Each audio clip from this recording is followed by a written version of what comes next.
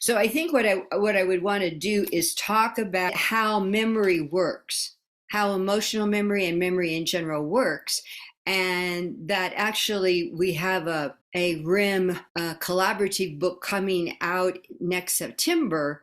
That's the title is Your Kaleidoscope Mind, and what we know now from the latest neuroscience about memory is that every time you have some level of memory about a certain kind of experience, it gets altered. It's kind of like a kaleidoscope. Every time you take a look, it turns just a little bit. And things shift around and change, but now this is the new memory. And you're no longer aware that it's not accurate anymore as to the very beginning, and that continues, so that what we know now is what feels really as accurate memory at least 30% of the time is not. But it is, if you're not testifying in a trial, then it's more personal, then that's fine. It's not a problem. And the reason when we're using RIM, it's not a problem, we're not concerned about what's actual. The REM experience is for healing what the psyche brings forth as needing to be healed. So if it's an actual experience or not may not be actually known. And this is really useful because we're not doing REM to determine truth for a trial. We are only doing it for healing. And the psyche, in our experience, my experience over 30 years of doing sessions, is I totally trust the unconscious ability to be purposeful and bring up what is the most perfect place and time and image that's going to help address and heal whatever the intention was. It is not a linear straight line to that. So for instance, let me give you an example. This was a student at the time, a certification student from Boulder, was doing a session with a young filmmaker who was complaining that his company wasn't growing because he didn't feel comfortable delegating to others the work. And so in his session, the memory he went back to was as a 6-year-old going fishing with his dad. And he had his dad's expensive fishing pole and lost it in the river. And so his dad got very mad and said, I had to do everything myself. And as the young man was in his session remembering this, of course, he was very hurt. And that memory of disappointing dad being a wound anchored as I have to do it myself. And in that session, he was, of course, able to have an imaginary dialogue with his dad. And his dad, of course, was very, very sad and sorry that this had stuck with him and held him back in some way. So there was this interpersonal coming together. What was really interesting is what was very significant was that his dog showed up as a virtual resource, and his dog from that time. And oh my gosh, I get goosebumps because the energy of it was so strong just reading about it, that having his dog there, like that, unconditional love of his dog was so powerful for him to remember that, having been loved in that way, that at the end of the session, he said, I don't know, how this connects to me being able to delegate now, but boy, I feel loved up by my dog, and of course my dad too. And can I take my dog with me? That memory, can I take that with me as I go back into my life? And of course, yes, it's yours, and you can remember it anytime you want to. And even if it's every morning and every night, that a virtual resource can be with us no matter what. This is our virtual resource. It's our image of that virtual resource.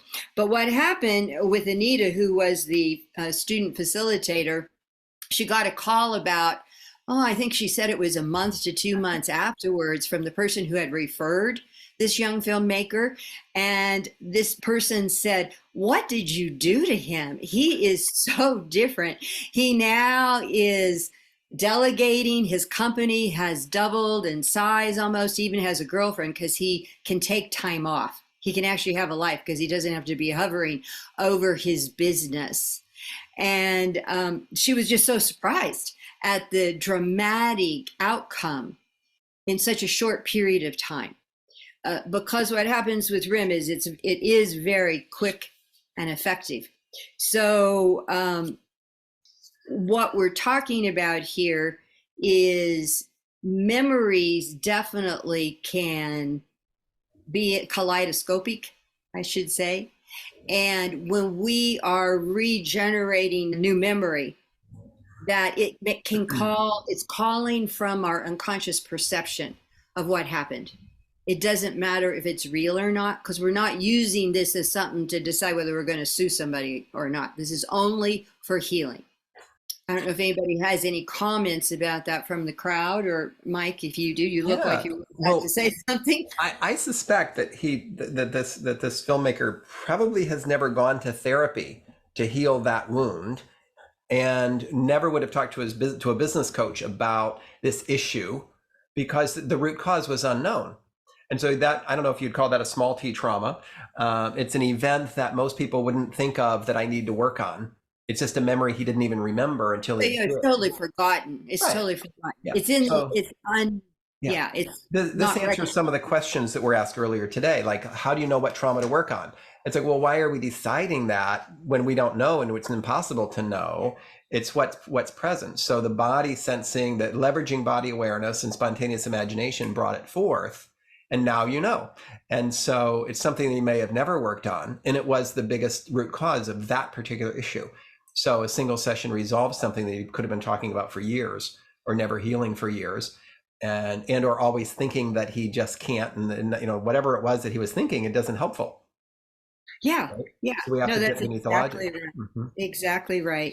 And that emotional memory is not about what's factual. Right. It's about what's perceived, how we perceive it. Yeah. That's why trauma is, anything that feels traumatizing is a trauma for us, but somebody else might not find it traumatizing. So it's all contextual. RIM is very contextual.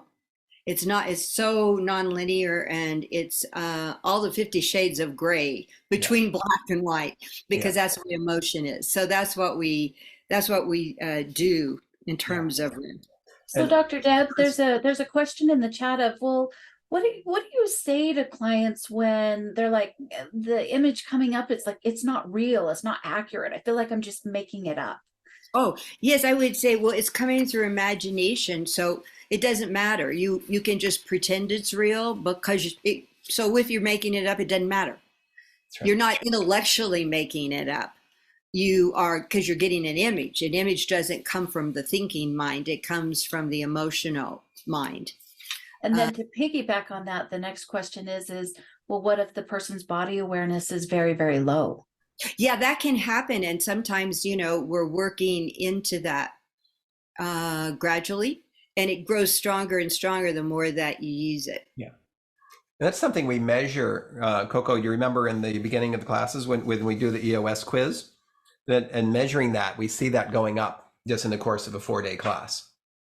Or 4 or 5 days together, right? When we measure body awareness and people self-rate on that, and we see it begins to skyrocket for a lot of people who think they don't, and it did for me. I remember my very first session as a client. And Dr. Deb, you asking me what I was sensing in my body, and my answer was nothing. It's just totally relaxed. And so rather than fight with that, I'm pretty sure you said, so just notice that calm, relaxed feeling in your body. It's like allowing the client to be right. They discover that they're good at it when they thought they weren't. And 5 minutes later, they're very deep, or maybe it's 20 minutes later, they're very deep. Maybe it's multiple sessions, but clients, this is about increasing their intuitive sensing and giving them access to what they think they don't have access to. And if we make it like we're teaching them how to do that, then there's resistance, and they have to go into battle about, well, they can't, and it's too hard. I tried meditating, or I don't do visions. And people are always telling me that, well, there's no color to it, but it's purple. or, well, it doesn't have a shape, it's just an egg, or something like that. So they're so convinced they can't do it, and they're doing it. And so it doesn't really matter. We just make them So, right.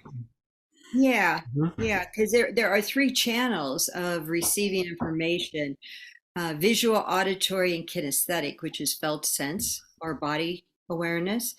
And people are used to using the word visualization, thinking about visualization as a primary way of using imagery. But visualization is when you're attempting to visualize something specific. And that's very different than what we're doing in RIM. We're really having spontaneous imagination present images that are coming from within. So it's not visualization, because people who are not visual really balk when somebody says, let's have a visualization now, because they don't sense through the primary channel of visual. So all of those channels work effectively. None of them are better than another.